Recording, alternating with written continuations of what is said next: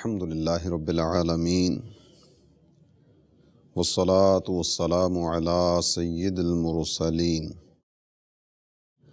اما بعد فاعوذ باللہ من الشیطان الرجیم بسم اللہ الرحمن الرحیم والصلاة والسلام علیک یا رسول اللہ وعلی آلک واصحابک یا حبیب اللہ الصلاة والسلام علیک یا نبی اللہ وعلی آلک واصحابک یا نور اللہ۔ میرے پیارے اسلامی بھائیوں اور مدنی چینل کے ناظرین، مدنی چینل کے سلسلہ ایک واقعہ ایک سبق میں آپ کی خدمت میں حاضر ہیں۔ اس مبارک سلسلے میں آیات قرآنیہ، احادیث نبویہ اور کتب متفرقہ میں بیان کردہ واقعات میں سے کسی ایک واقعے کو موضوع سخن بنایا جاتا ہے اور پھر اس میں سے کچھ مدنی پھول حاصل کرنے کی کوشش کی جاتی ہے۔ آئیے سلسلے کی طرف بڑھنے سے پہلے نبی الانبیاء تاجدار ارض و سما حبیب کبریا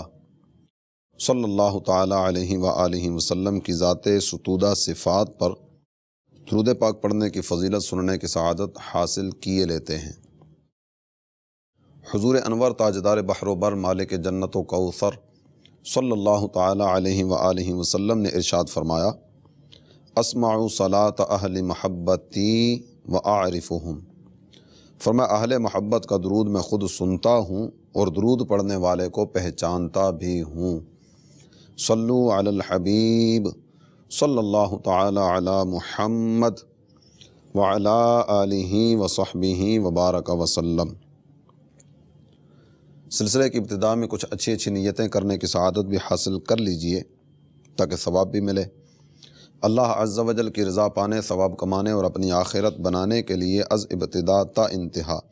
توجہ کے ساتھ سننے کی سعادت حاصل کروں گا۔ جن کاموں کے کرنے کا کہا جائے گا وہ کروں گا اور جن کاموں سے منع کیا جائے گا ان سے بچنے کی کوشش کروں گا۔ آج کے سلسلے میں شرکت سے ملنے والا ثواب بارگاہ رسالت میں ہدیۃً پیش کرتے ہوئے جملہ مؤمنین و مؤمنات کی ارواح کو ایصال کرتا ہوں۔ یہ نیت بھی کر لیجئے جو سیکھیں گے سب کو سکھاتے چلیں گے، دیے سے دیے کو جلاتے چلیں گے۔ صلو علی الحبیب صلی اللہ تعالی علی محمد وعلی آلہ وصحبہ وبارک وسلم۔ میرے پیارے اسلامی بھائیوں اور مدنی چینل کے ناظرین، سرکار دو عالم صلی اللہ تعالی علیہ وآلہ وسلم کے عظیم صحابہ جن کو حضور انور صلی اللہ تعالی علیہ وآلہ وسلم کی صحبت با اثر ملی، اس صحبت کی برکت سے اللہ تعالی جل جلالہ نے انہیں جو عظیم برکتیں عطا فرمائیں، یوں تو اس کا احاطہ ہم نہیں کر سکتے۔ اعلیٰ حضرت امام اہل سنت آپ نے جو ایک بات ذکر فرمائی، وہ بات بھی کتنی پیاری ہے کہ آپ فرماتے ہیں کہ جس مسلمان نے دیکھا انہیں ایک نظر، اس نظر کی بصارت پہ لاکھوں سلام۔ یعنی جس مسلمان نے ایک نظر ہی بھلے انہیں دیکھا اور اس ایک نظر کے دیکھنے کے بعد بھلے ان کو مقام شہادت ملا، انتقال فرما گئے، جو صورت بھی بنی، صرف ایک مرتبہ سرکار دو عالم صلی اللہ تعالی علیہ وآلہ وسلم کے چہرہ انور کے جلوے دیکھے، ایمان پر استقامت ملی اور انتقال کر گئے، صحابی کہلائے۔ تو ان کی اس نگاہ جو چہرہ مصطفیٰ علیہ تحیت و ثنا پر پڑی، اس نگاہ پر بھی لاکھوں سلام۔ جس مسلمان نے دیکھا انہیں ایک نظر، اس نظر کی بصارت پہ لاکھوں سلام۔ یقیناً وہ باکرامت شخصیات ہیں، مقام قرب پر فائز شخصیات ہیں، اللہ اور اس کے پیارے حبیب صلی اللہ تعالی علیہ وآلہ وسلم کی پسندیدہ شخصیات ہیں۔ جناب عبداللہ ابن مسعود رضی اللہ تعالیٰ عنہ، آپ نے صحابہ کے بارے میں ذکر کیا کہ یہ وہ مقدس شخصیات ہیں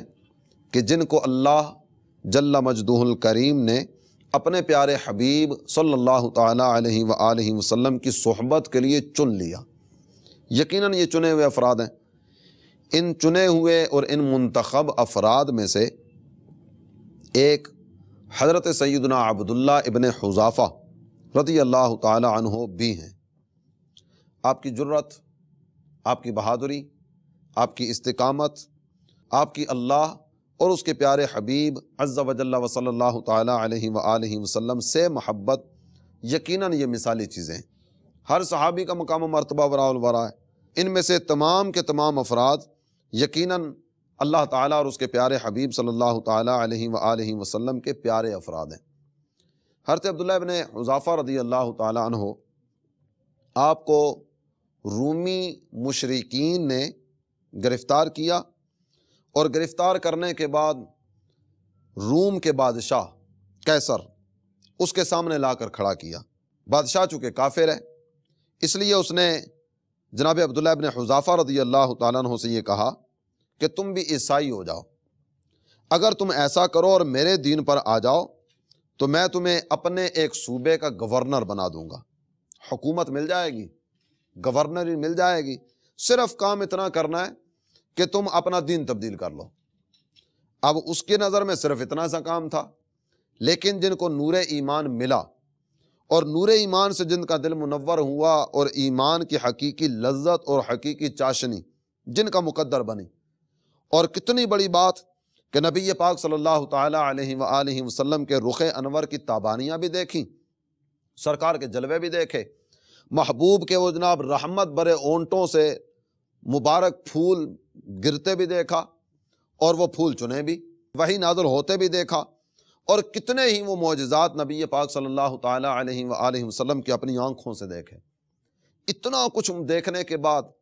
اب وہ صرف ایک صوبے کی گورنری کے لیے اپنا دین تبدیل کر لیں،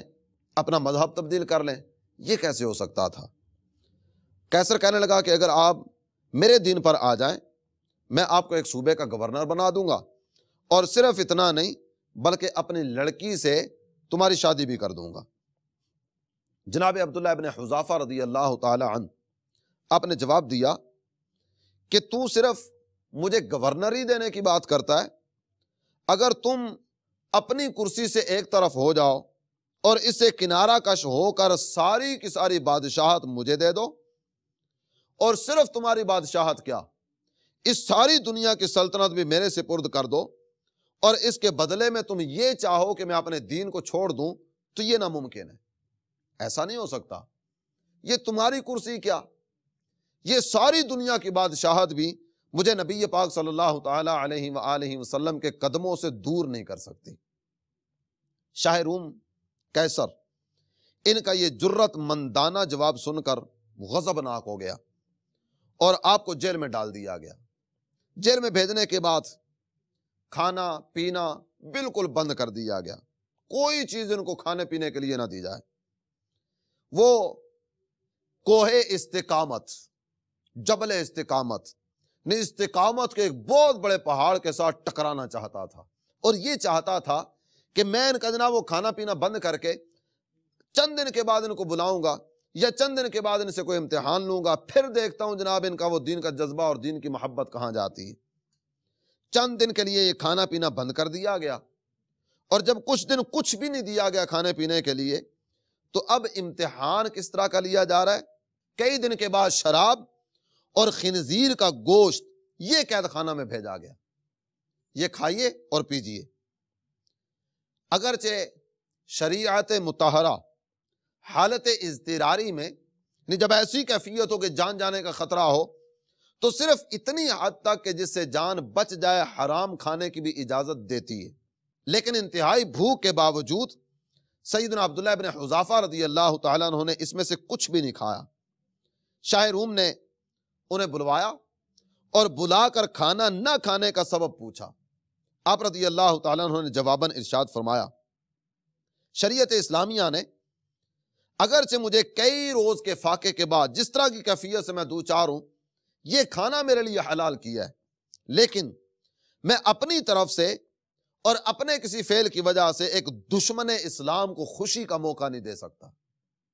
میں وہ دن نہیں دیکھنا چاہتا، یا وہ موقع میں نہیں دینا چاہتا کہ میرے اس فعل کی وجہ سے، اگرچہ شریعت نے میرے لیے جائز رکھا، میرے اس فعل کی وجہ سے نبی پاک صلی اللہ تعالی علیہ وآلہ وسلم اور ان کے دین کے دشمن کو خوش ہونے کا موقع ملے کہ دیکھو ہم نے جناب یہ 4 دن قید کیا نا تو خنزیر بھی کھلا دیا اور شراب بھی پلا دی، میں تمہارے منہ سے یہ جملہ نہیں سننا چاہتا۔ بادشاہ نے کہا دیکھو اتنی جرت کے ساتھ اس طرح کی باتیں نہ کرو، میں تمہارا قصہ تمام کر دوں گا، میں اگر تمہیں قتل بھی کر دوں نا تو تمہیں قتل کرنے پر بھی مجھے کچھ پرواہ نہیں۔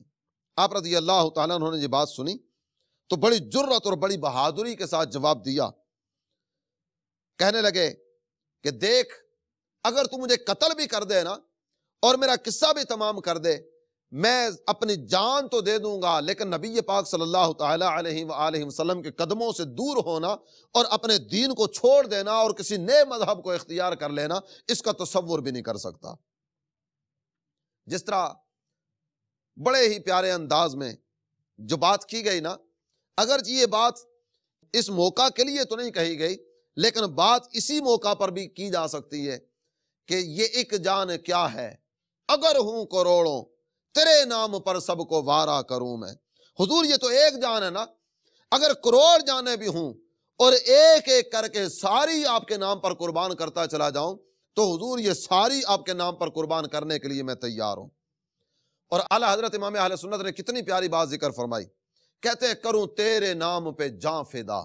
نہ بس ایک جاں دو جہاں فدا، دو جہاں سے بھی نہیں جی بھرا، کروں کیا کروڑوں جہاں نہیں۔ اگر کروڑ جہان بھی ہوں نا تو حضور ایک ایک کر کے سارے آپ کے قدموں پر قربان کر دوں، اور آپ کے قدموں پر نہیں، یہ سارے کے سارے جہان آپ کے صرف اور صرف آپ کے نام نامی اس میں گرامی پر قربان کروں۔ محبت کرنے والوں کے انداز جدا ہوا کرتے ہیں۔ جب یہ بات ہوئی، بادشاہ نے اپنے ملازمین کو انہیں باندھ کر سولی پر چڑھا دینے کا حکم دیا، باندھو اور باندھنے کے بعد سولی پر چڑھا دو۔ چنانچہ جلاد آگے بڑھے تاکہ ان کو پکڑیں اور پکڑ کر سولی پر چڑھایا جائے۔ جب یہ سولی پر چڑھا دیے گئے تو سولی پر چڑھانے کے بعد ایک انداز یہ ہوا کرتا ہے کہ کوئی ایسا طریقہ اپنایا جائے جس سے یکدم جان نکل جائے۔ ایسا کرنے کے بجائے سولی پر چڑھایا گیا اور سولی پر چڑھانے کے بعد ان کے جسم کو، ان کے بدن کو مختلف حصوں سے چھیدنا شروع کیا گیا، زخم کیے جانے لگے، باندھ دیا گیا، لٹکا دیا گیا اور لٹکانے کے بعد ان کے جسم کو چھیدنا شروع کیا گیا۔ اس دوران بادشاہ قیصر آگے بڑھتا اور بار بار آپ سے پوچھتا، بتاؤ اسلام چھوڑنے کے لیے تیار ہو؟ حضرت عبداللہ ابن حذافہ رضی اللہ تعالیٰ عنہ اب صبر و استقلال کا مظاہرہ کرتے ہوئے ہر بار یہی فرماتے، نہیں، ہرگز نہیں، ایسا کبھی بھی نہیں ہو سکتا۔ آخر شاہ روم نے انہیں سولی سے اتار لیا اور سولی سے اتارنے کے بعد ایک بہت بڑے کڑاؤ میں تیل خوب گرم کیا گیا۔ جب وہ تیل گرم ہو گیا اور خوب اچھی طرح جوش مارنے لگا تو ایک قیدی کو پکڑا گیا اور وہ قیدی کو لانے کے بعد اس جلتے ہوئے ابلتے ہوئے تیل میں یکدم گرا دیا گیا۔ دیکھتے ہی دیکھتے یکدم وہ مرا اور یہاں تک کہ اس کا گوشت پوست سب کا سب بھن گیا اور اس کی ہڈیاں اوپر چمکنے لگی۔ شاہ روم نے حضرت عبداللہ ابن حذافہ رضی اللہ تعالی عنہ ان کو بلایا اور بلانے کے بعد کہنے لگا، دیکھو یہ ساری کی ساری بات تمہارے سامنے ہے، جس طرح ہم نے اس قیدی کے ساتھ یہ معاملہ کیا نا، یہی کام ہم تمہارے ساتھ بھی کرنے والے ہیں۔ میری بات مان لو، اسلام چھوڑ دو، میرے دین اور میرے مذہب پر آ جاؤ، ورنہ اس کھولتے ہوئے تیل میں تمہیں ڈلوا دیا جائے گا۔ حضرت سیدنا عبداللہ ابن حذافہ رضی اللہ تعالی عنہ جو سرکار کی صحبت کے مزے لوٹ چکے ہوں، جن کی آنکھیں نبی پاک صلی اللہ تعالی علیہ وآلہ وسلم کے چہرہ پر انوار کے حسین جلوے دیکھ چکی ہوں، کیسے سوچا جا سکتا ہے کہ یہ سب کچھ دیکھنے کے باوجود بھی وہ نبی پاک صلی اللہ تعالی علیہ وآلہ وسلم کے ساتھ بے وفائی کر جائیں؟ میرے پیارے اسلامی بھائی اور مدنی چینل کے ناظرین، مزید آگے کیا ہوا اس طرف بڑھنے سے پہلے ایک سوالیہ جملہ آپ کی خدمت میں عرض کرنا چاہتا ہوں۔ یہ اتنی بڑی قربانی دینے اور اس قدر تکالیف جھیلنے کے باوجود بھی اللہ اور اس کے رسول عز و جل و صلی اللہ تعالی علیہ وآلہ وسلم سے بے وفائی کا تصور بھی نہیں کرتے۔ اے مسلمان، اے تابع فرمان، اے نبی پاک صلی اللہ تعالی علیہ وآلہ وسلم کے غلام، تھوڑی دیر کے لیے مجھے یہ بتا کہ جب ہمارے اسلاف، یہ اکابرین امت، یہ صالحین ملت ذرہ برابر بھی بے وفائی کا تصور نہیں کرتے، تو تو نے اپنے آقا صلی اللہ تعالی علیہ وسلم کے فرمان کو پسے پش ڈالتے ہوئے یہاں اطاعت و فرما برداری سے روح گردانی کیوں اختیار کرنا شروع کر دی؟ فجر کی اذان ہو رہی ہے اور تو بستر پر، ظہر کی اذان ہو رہی ہے تو اپنے کام کاج میں، عصر کی اذان ہو رہی ہے تجھے ہوش ہی نہیں، مغرب اور عشاء کی اذان ہو رہی ہے تجھے خبر ہی نہیں۔ اللہ اور اس کے رسول عز و جل و صلی اللہ تعالی علیہ وآلہ وسلم کا منادی تجھے پکار پکار کے کہہ رہا ہے، حی علی الصلاۃ، حی علی الفلاح، چل نماز کی طرف، آ بھلائی کی طرف۔ اے بھلائی کے لیے دعائیں کرنے والو، اے فلاح کے لیے التجائیں کرنے والو، اے دوسروں کو کہنے والو کہ جناب میرے لیے دعا کیجئے، میرے لیے بھلائی مل جائے، میرے لیے دعا کیجئے، مجھے بھلائی مل جائے، کامیابی مل جائے۔ جناب کیا کروں میں، جس طرف بڑھتا ہوں کامیابی نہیں ملتی، جس طرف نکلتا ہوں جناب ناکامی کا منہ دیکھنا پڑتا ہے۔ یہ طرح طرح کے جملے بولنے والا جب حی علی الفلاح کی آواز آ رہی ہوتی ہے، اے فلاح کے طالبو، اے کامیابی کے طالبو، تم کہاں ہو، چلو فلاح کی طرف، تو اے کلمہ پڑھنے والے، اے نبی پاک صلی اللہ تعالی علیہ وآلہ وسلم کی محبت کا دم بھرنے والے، اے فلاح کے متلاشی، اے کامیابی کے طالب، اور اے بھلائی کے لیے در در کی ٹھوکریں کھانے والے، جس در سے تجھے بھلائی ملتی ہے اور جس بارگاہ سے تجھے فوز و فلاح ملے گی، تو اس بارگاہ میں جھکنے کے لیے کیوں نہیں آتا؟ ہمارے اسلاف جان دینے کے لیے تیار رہیں، ہمارے اسلاف سب کچھ قربان کرنے کے لیے تیار رہیں۔ وہ ظالم کی آنکھوں میں آنکھیں ڈال کر بات کرنے والے، وہ باوجود اس کے کہ جناب وہ جسم باندھ کر سولی پر لٹکا کر جسم چھیدا جا رہا ہے، جگہ جگہ سوراخ کیے جا رہے ہیں، لیکن پھر بھی صبر و استقلال کا مظاہرہ، پھر بھی استقامت علی الدین، پھر بھی صبر و استقامت، پھر بھی کوہ استقامت اور جبل استقامت بنے نظر آتے ہیں۔ یہاں تھوڑی سی تکلیف آنے پر تو نافرمانی کی راہ کی طرف کیوں نکل گیا؟ معمولی سے درد سر نے تیری نماز کیوں چھڑوا دی؟ معمولی سی آنے والی پریشانی نے تجھے راہ سنت سے منحرف کیوں کر دیا؟ قدم قدم پہ نافرمانیاں، قدم قدم پہ گناہ، قدم قدم پہ فسق و فجور کی طرف بڑھنا، قدم قدم پہ خرافات و خباثات کو خود آگے بڑھ کر گلے سے لگانا، یہ کہاں کا عدل اور کہاں کا انصاف ہے؟ حضرت سیدنا عبداللہ ابن حذافہ رضی اللہ تعالیٰ عنہ صحابی رسول، ان کا کام آپ دیکھیے، ان کا انداز دیکھیے، یہ کتنی تکلیفوں سے دو چار ہوتے چلے جا رہے ہیں، لیکن اس کے باوجود دشمن اسلام کو خوش کرنے کا تصور بھی نہیں کرتے۔ بھوک بھی ہے، پیاس بھی ہے، کئی دن کا بھوکا پیاسا رکھنے کے بعد کھانے کے لیے دیا جا رہا ہے شراب اور خنزیر، صرف اس لیے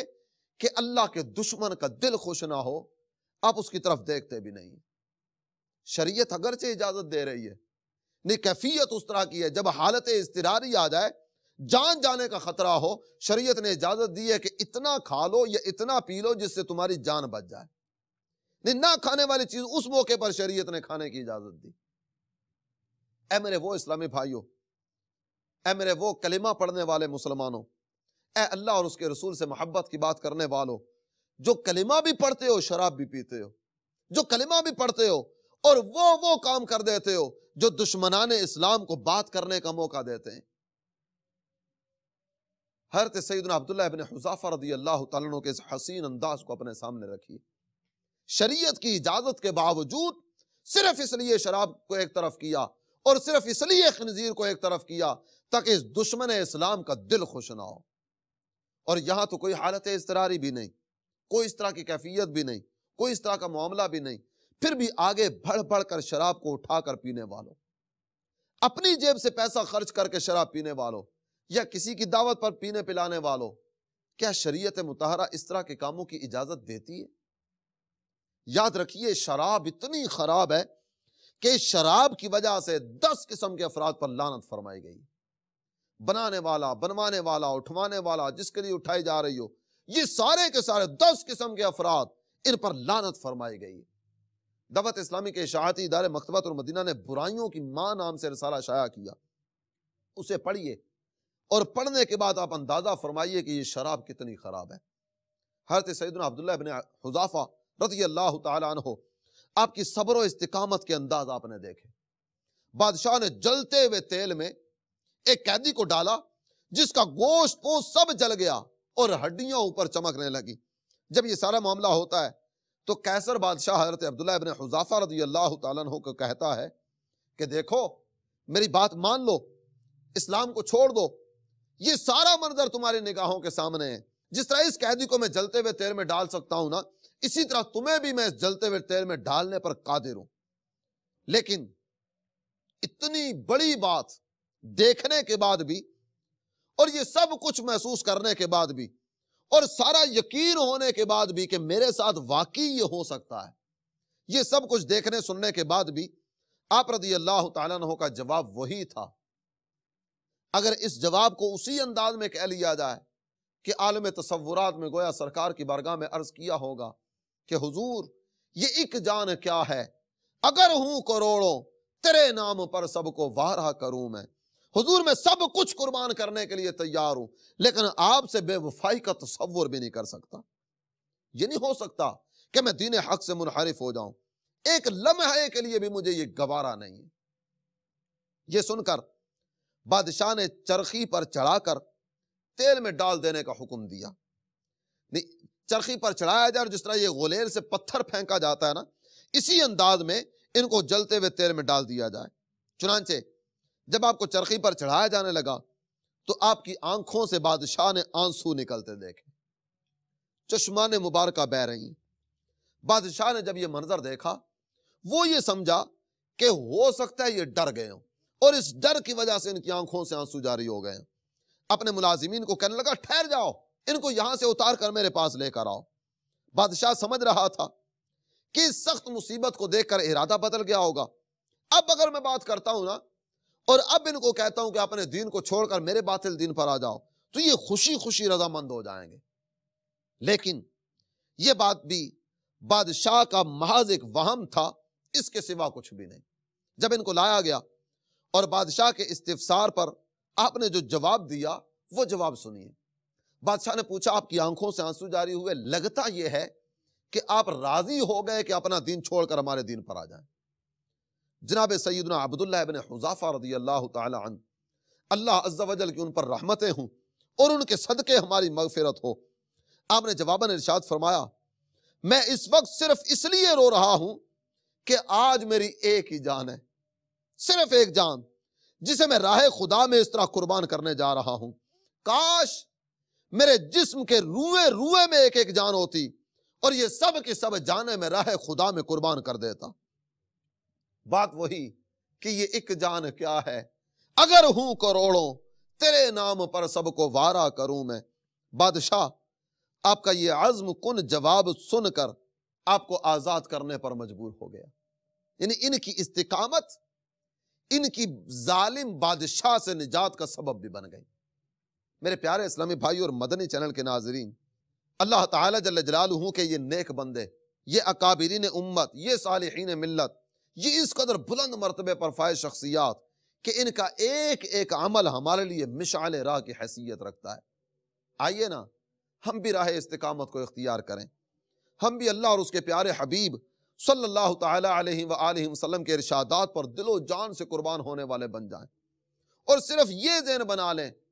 کہ جو اللہ اور اس کے پیارے حبیب صلی اللہ تعالی علیہ وآلہ وسلم نے فرما دیا، ہم مسلمان ہیں،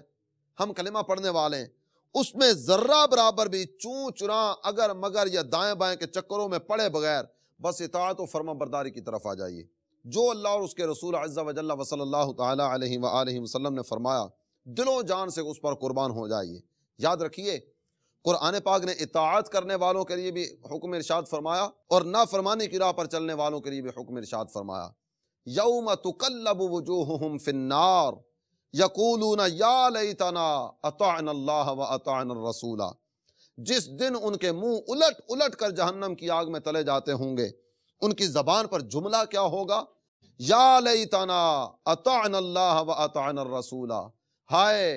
اے کاش ہم نے کسی طرح اللہ کا حکم مانا ہوتا، رسول کی پیروی کی ہوتی. نافرمانی کی راہ پر چلنے والوں کی زبان پر یہ جملے. اور جو کامیاب ہونے والے، فوز و فلاح پانے والے، وہ کون لوگ ہیں؟ فرمایا وَمَن يُطِعِ اللَّهَ وَرَسُولَهُ فَقَدْ فَازَ فَوْزًا عَظِيمًا. اور جس نے اللہ اور اس کے رسول کی اطاعت کی وہ بندہ بڑی کامیابی کے ساتھ کامیاب ہو گیا. اے کامیابی کے طالبو آ جاؤ، اے فوز و فلاح کے طالبو آ جاؤ، اے بھلائی چاہنے والو آؤ، اللہ اور اس کے پیارے حبیب صلی اللہ تعالی علیہ وآلہ وسلم کی حسین اداؤں کو ادا کرتے چلے جائیں. الحمدللہ دعوت اسلامی کے مدنی ماحول سے وابستگی کی برکت سے بہت سارے غیر مسلم کلمہ پڑھ کے مسلمان ہوئے، بہت سارے بے ایمان جہاں ایمان کے نور سے اپنے دل کو منور کرتے ہیں، وہیں بے عمل با عمل ہوئے، بے نمازی نمازی ہوئے، لذت عشق سے نا آشنا لوگ عشق رسول کے جام بھر بھر کر پینے والے بلکہ پلانے والے بن گئے۔ آپ سب کی خدمت میں بھی دست بستہ مدنی التجا ہے کہ آپ بھی عملی طور پر دعوت اسلامی کے مدنی ماحول سے وابستہ ہو جائیے۔ دعوت اسلامی کا ہفتہ وار اجتماع جو کہ اکثر مقامات پر ہر جمعرات کو مغرب کی نماز کے بعد ہوا کرتا ہے، تو آپ اپنے اپنے علاقوں میں ہونے والے دعوت اسلامی کے ہفتہ وار اجتماع میں پابندی وقت کے ساتھ شرکت فرمائیے۔ اگر آپ کے شہر میں دنیا میں کسی ایسی جگہ پر آپ تشریف رکھتے ہیں کہ جہاں ہفتہ وار اجتماع نہیں ہوتا تو بے فکر رہیے، الحمدللہ دعوت اسلامی کا ہفتہ وار اجتماع پاکستان میں مغرب کی نماز کے بعد مختلف شہروں سے مدنی چینل پر براہ راست دکھایا جاتا ہے۔ آپ مدنی چینل پر براہ راست ہفتہ وار اجتماع میں شرکت کیجیے۔ اسی طرح دعوت اسلامی کی ویب سائٹ، وہاں پر اسلام کے تعلق سے بہت سارے رنگ برنگے مدنی پھول اور بہت ساری کتب آپ کو پڑھنے کو ملیں گی۔ آئیے اپنے دین کو پڑھیے، شریعت کو سیکھیے اور سیکھنے کے بعد عمل کے میدان کی طرف بڑھتے چلے آئیے۔ دو جملے عام طور پر ہماری زبانوں پر ہوتے ہیں۔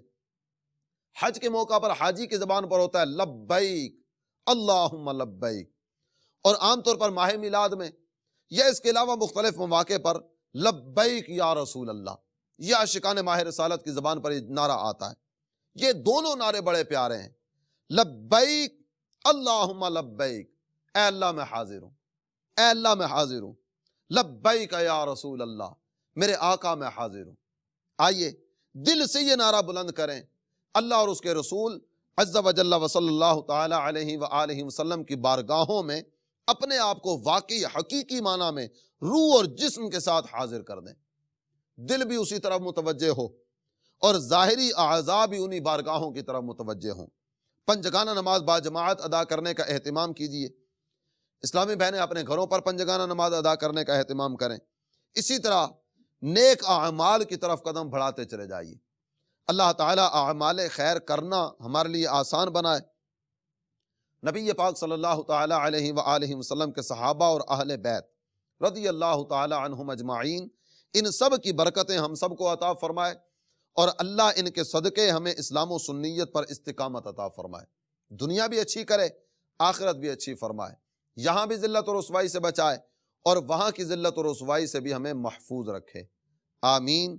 بجاہ النبی الامین صلی اللہ تعالی علیہ وآلہ وسلم۔